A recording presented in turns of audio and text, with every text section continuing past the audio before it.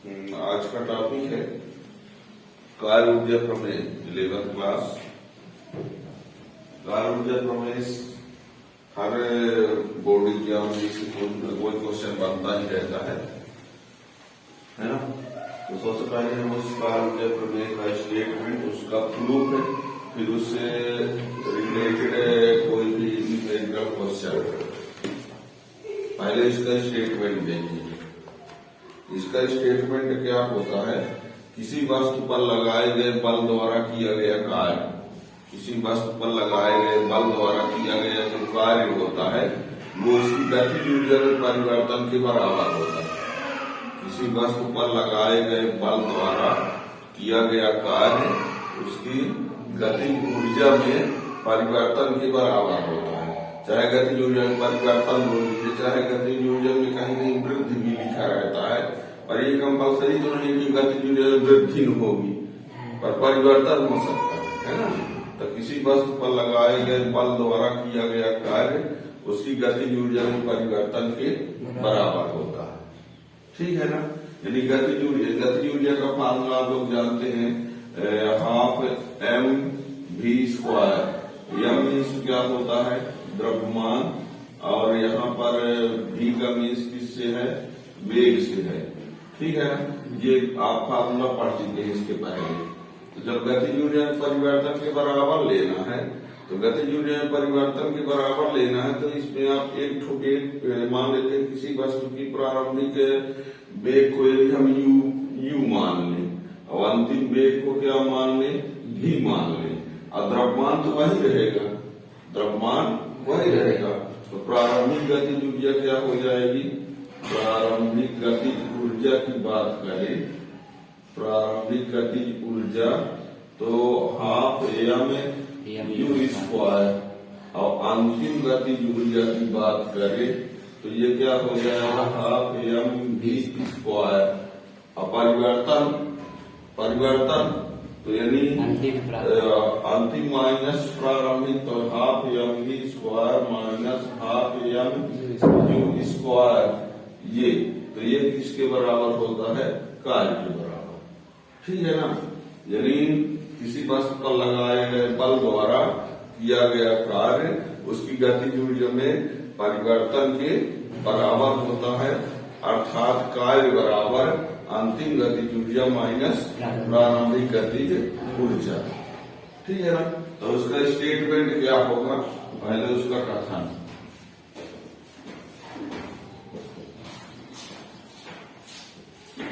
किसी वस्तु पर लगाए गए बल, किसी वस्तु पर लगाए गए बल द्वारा किया गया कार्य उसकी गतिज ऊर्जा में परिवर्तन के बराबर होता है, अर्थात कार्य बराबर अंतिम गतिज ऊर्जा माइनस प्रारंभिक गतिज ऊर्जा। W बराबर 1/2 mv square minus 1/2 mu square. ये अंतिम गतिज ऊर्जा है, तो इसको K2 लिख सकते हैं, इसको केवल प्रारंभिक को, तो ऐसे इसको आप चाहो तो डेल्टा K लिख सकते हो। ये ठीक है ना। कहीं नहीं ऐसा भी लिखा होता है कि W equal to half M V2 square minus half M V1 square, ऐसा भी हो सकता है। यानी हमने जैसे यहाँ पर हमने V को अंतिम वेग माना है, U को प्रारंभिक वेग माना है। अब V और U न मान के हम प्रारंभिक को V1 मान ले, अंतिम को V2 मान ले, तो अंतिम गतिज ऊर्जा माइनस प्रारंभिक गतिज ऊर्जा, तो ये भी हो सकता है, ठीक है ना। यदि किसी वस्तु पर लगाए गए बल द्वारा किया गया कार्य उसकी गतिज ऊर्जा में परिवर्तन के बराबर होता है, अर्थात कार्य बराबर अंतिम गतिज ऊर्जा माइनस प्रारंभिक गतिज ऊर्जा, ठीक है।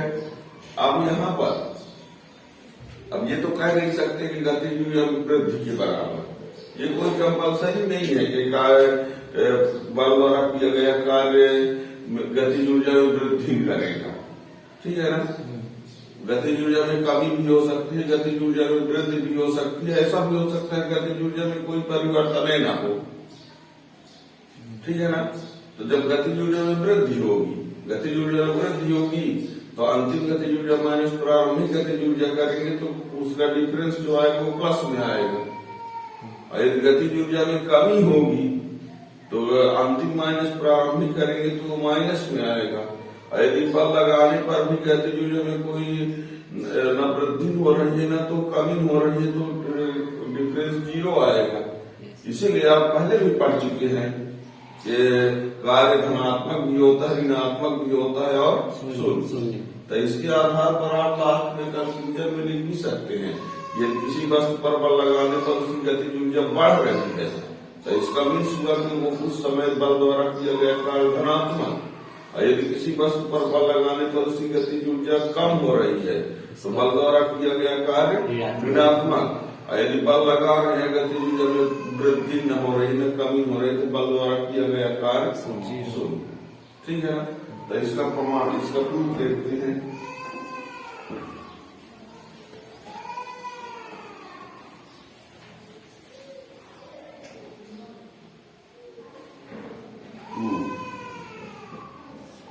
ठीक है ना। मान लेते हैं, मान लिया यम द्रव्यमान की किसी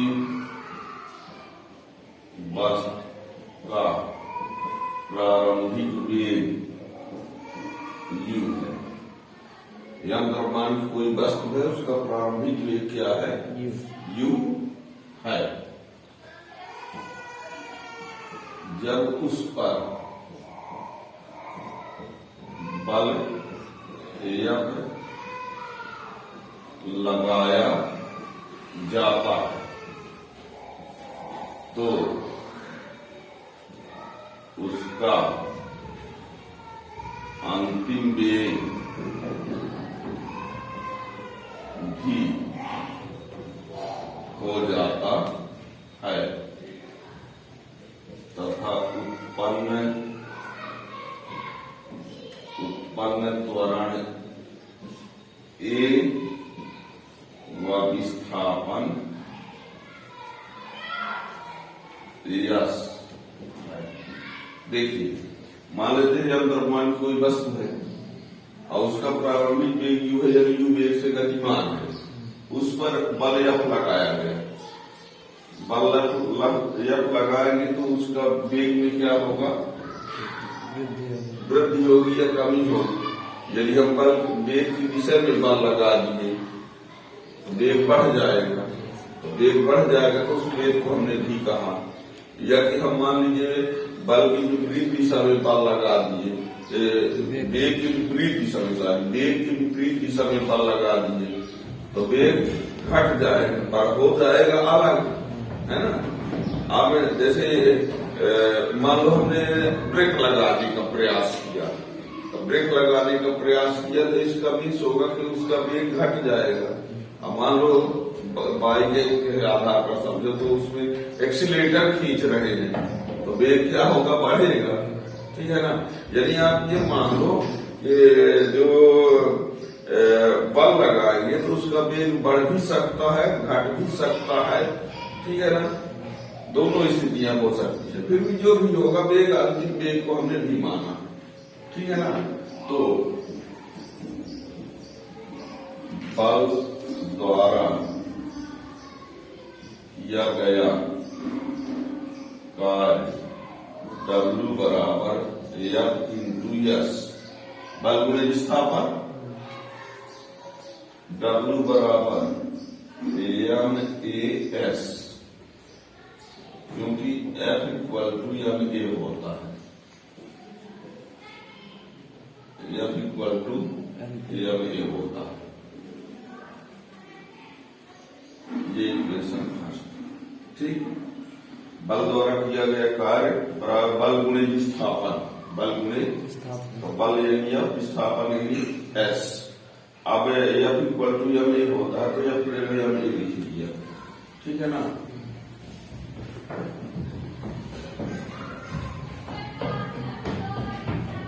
किंतु गति के गणितीय समीकरण से v स्क्वायर बराबर u square plus 2as, v square minus u square equal to 2as। ठीक है, प्रति समीकरण v स्क्वायर बराबर u स्क्वायर प्लस 2as। अब हमने u स्क्वायर की धनराशि v square minus u square equal to 2as, v square minus u square equal to 2as। ठीक है, तो यहाँ पर s की value v square minus u square upon 2a, और इस वैल्यू को हम यहाँ इक्वेशन फर्स्ट में रख देते हैं, है ना। s का मान समीकरण 1 में रखने पर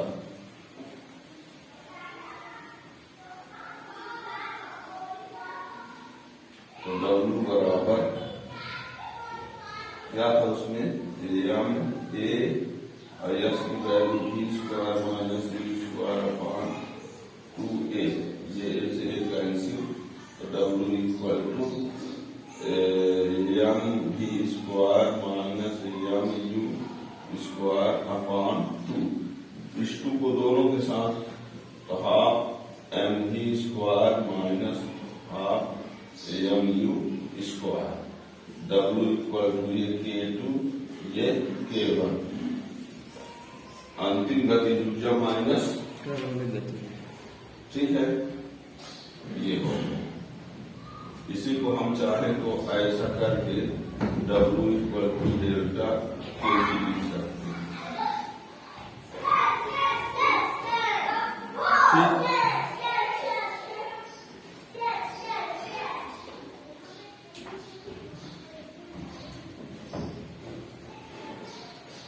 अब मैं इस कार्य ऊर्जा प्रमेय से जो हम कंक्लूजन में ये पहुंचते हैं, यदि ये भी, यदि ये कह दो कि फोर्स बल लगाने पर यदि वेग बढ़ता है, बल लगाने पर यदि वेग बढ़ता है तो बल द्वारा किया गया कार्य धनात्मक कहलाएगा, और यदि बल लगाने पर वेग घटता है तो बल द्वारा किया गया कार्य ऋणात्मक होगा, और यदि बल लगाने पर वेग में परिवर्तन ही नहीं हो रहा है तो बल द्वारा किया गया कार्य शून्य होगा।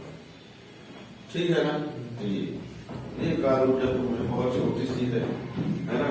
ये बोर्ड एग्जाम में कभी कभी क्वेश्चन पूछ दिया जाता है उसको प्रूव करने के लिए, या इससे रिलेटेड कोई न्यूमेरिकल क्वेश्चन। ठीक है, इसके आगे टॉपिक में हम वीडियो